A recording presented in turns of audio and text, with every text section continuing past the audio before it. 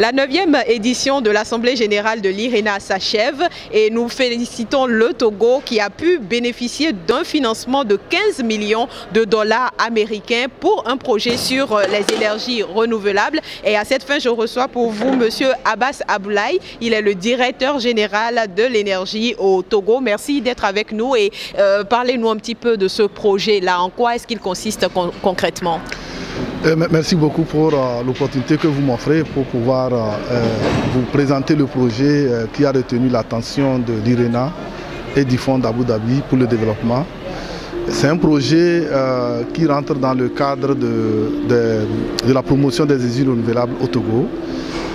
Comme vous le savez, le Togo s'est lancé depuis un certain temps dans la promotion des énergies renouvelables et à cet effet, il y a un certain nombre d'actes qui ont été posés par le gouvernement, notamment la création de l'Agence de l'électrification rurale et des énergies renouvelables, la promotion d'une loi spécifiquement pour les énergies renouvelables et enfin un document a été élaboré pour pouvoir électrifier l'ensemble du pays d'ici 2030.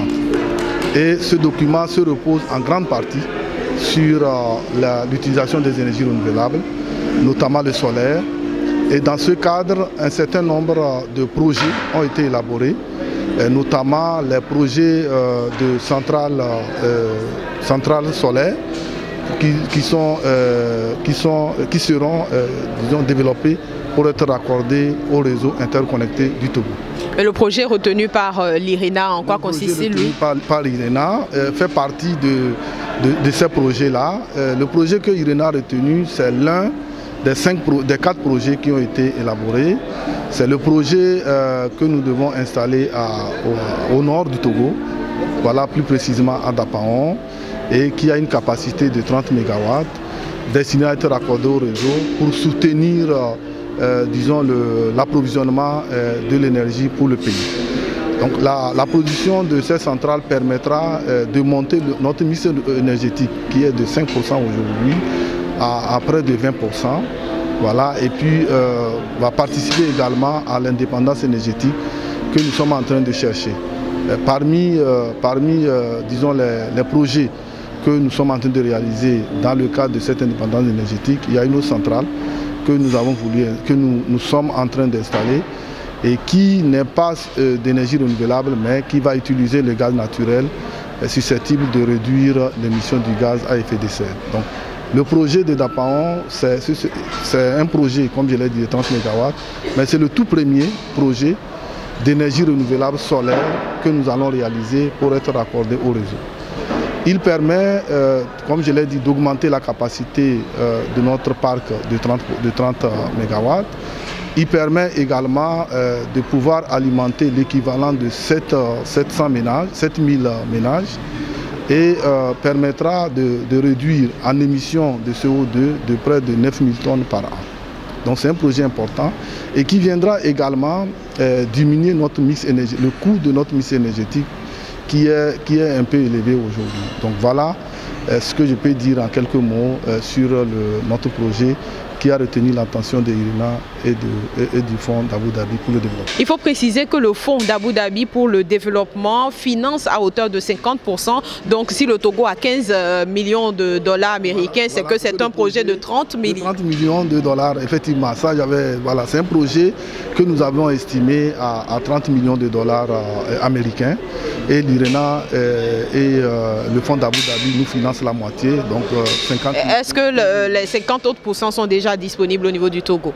Les 50 autres pourcents, nous sommes en train de chercher, c'est le lieu de profiter de votre canal pour faire appel à nos partenaires, aussi bien privés que multinationales, de participer à ce projet-là qui est très important et qui, du point de vue études que nous avons eu à faire, est suffisamment rentable.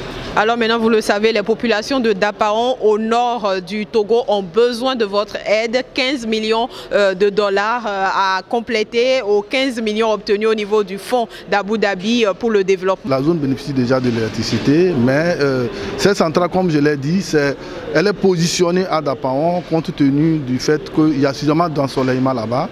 Donc on aura suffisamment de rentabilité. stabilité, mais elle va injecter son énergie dans le réseau interconnecté. Donc l'énergie qui va être produite là-bas pourra être consommée dans d'autres villes. D'ailleurs, c'est ce qui va être fait, puisque cette énergie sera raccordée au réseau interconnecté et donc pouvait descendre jusqu'à la zone centrale du Togo.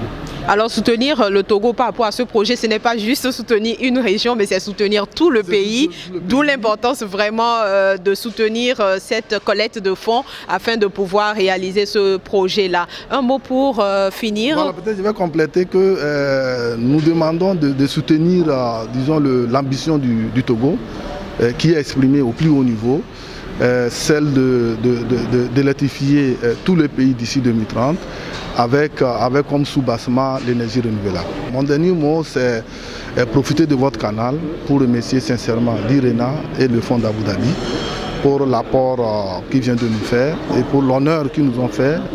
C'est vrai que nous avons mérité ce choix-là, mais avant tout, c'est leur volonté qui a prévalu. Et donc, je profite de votre canal pour les remercier au nom du ministre des Mines et de l'Énergie qui m'a fait l'insigne honneur de le représenter ici.